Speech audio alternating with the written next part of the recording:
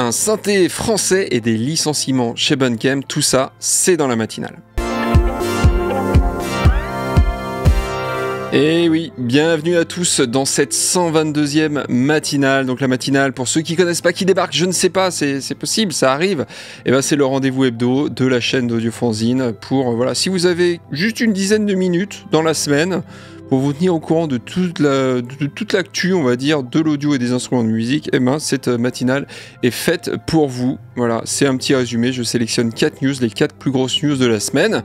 Et puis je vous fais ça en une dizaine de minutes, tout simplement, c'est pas beau, hein. Et puis comme d'habitude, cette matinale est sponsorisée par le magasin Thomann, qu'on remercie chaudement, évidemment, de nous soutenir, de soutenir la chaîne, de soutenir l'émission, de me soutenir moi aussi par la même occasion.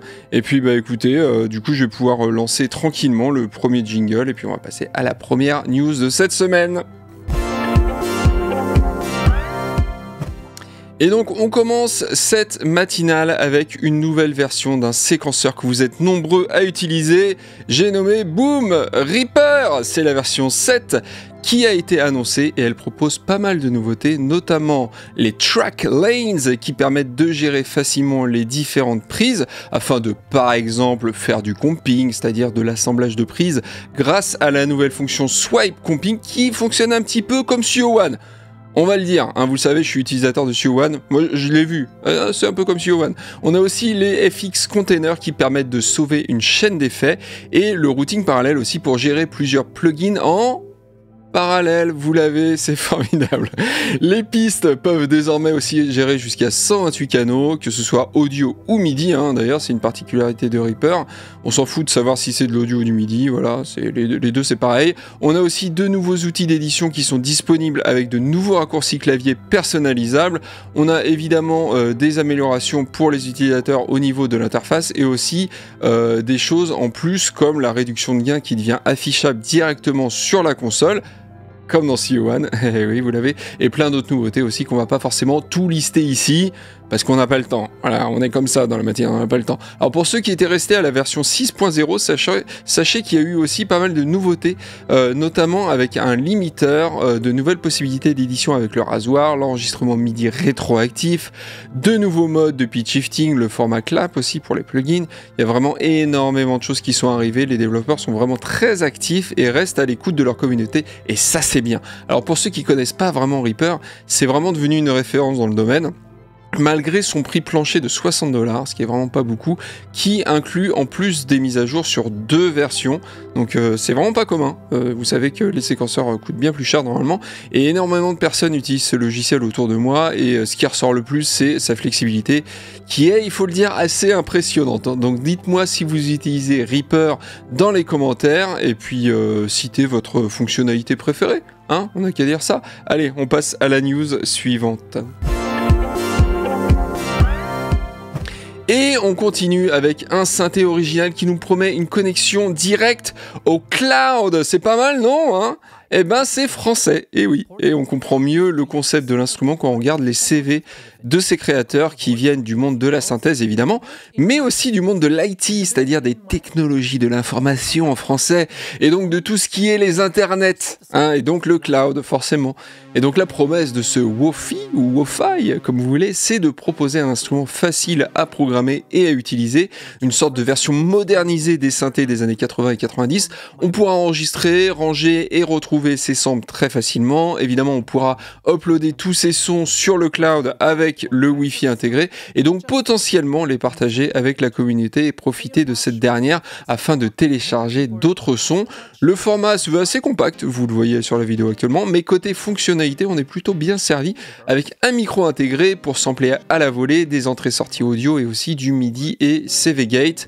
On a 10 voies de polyphonie pour la lecture des samples et évidemment tout un tas de traitements pour modifier le son, avec notamment le textureur, qui est un alliage de shimmer et de synthèse granulaire, rien que ça, et qui est tellement bien apparemment, qu'il est même proposé au format plugin, au format VST et Audio Unit. Et ouais, vous pourrez l'essayer sur des batteries, des voix, des guitares, des synthés, enfin à peu près toutes les sources que vous voulez, quoi. Pour tout vous dire, le projet existe déjà depuis quelques temps, on était même allé les voir lors du dernier Super Boost, mais je voulais remettre un coup de projecteur dessus. Si vous voulez plus d'informations, allez voir leur page Kickstarter. Je mets le lien en description car oui, c'est un projet qui utilise le financement participatif et ça vient d'arriver, c'est pour ça que j'en parle.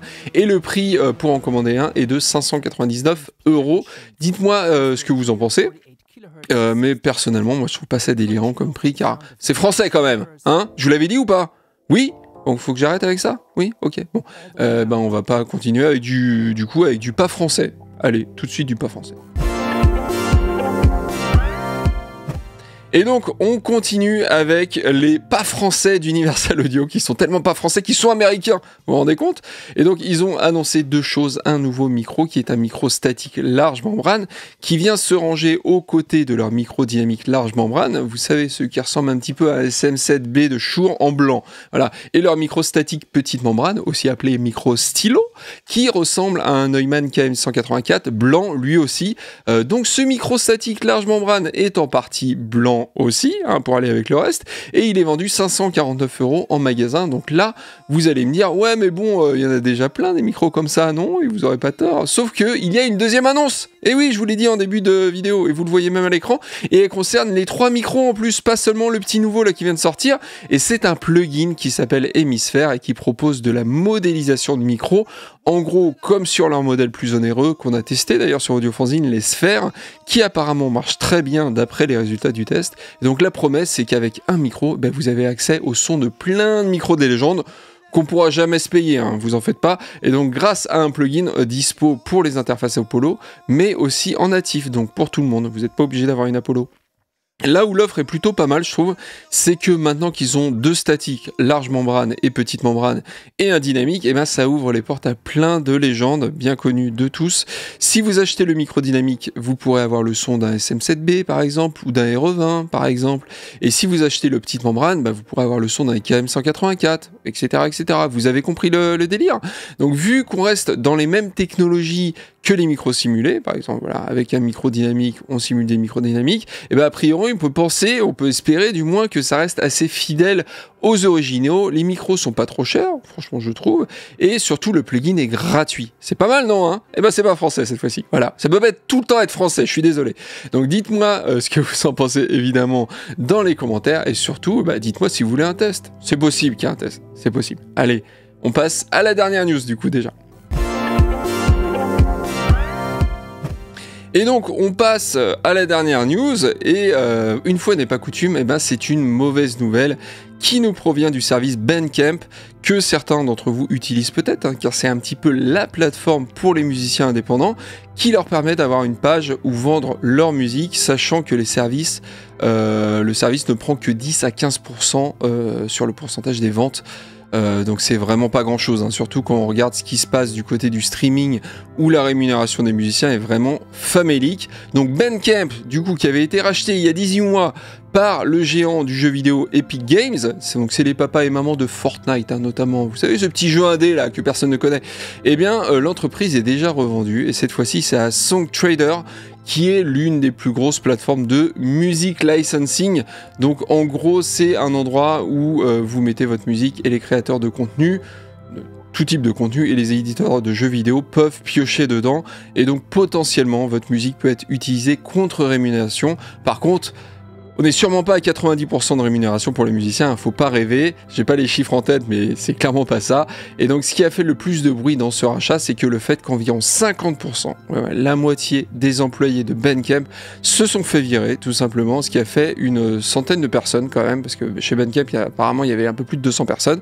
Alors, ils avaient vu le coup venir, hein, les employés, ils avaient même monté un syndicat, et il faut dire qu'ils avaient déjà eu des licenciements sous Epic Games, donc voilà, les pauvres, c'est vraiment pas de peau pour eux.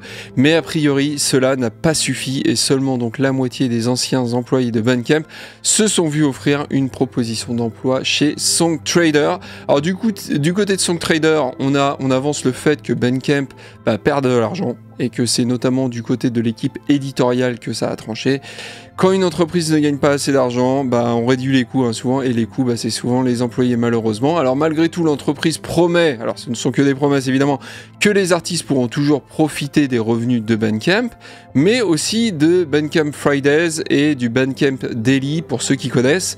Et évidemment, ils sont invités à essayer les services de Songtradr, qui se dit expert en matière de distribution et de droits liés à la musique. Bon, évidemment, l'intérêt de convertir des artistes indépendants qui étaient sur Bandcamp en artistes songtrader est grand pour l'entreprise, hein. C'est même, je pense, leur motivation principale pour ce rachat, car potentiellement, ça peut leur rapporter pas mal d'argent d'avoir plus d'artistes. Donc voilà, affaire à suivre en espérant que Bandcamp survive à tout ça, car ça reste un service assez unique et très utile aux musiciens indépendants.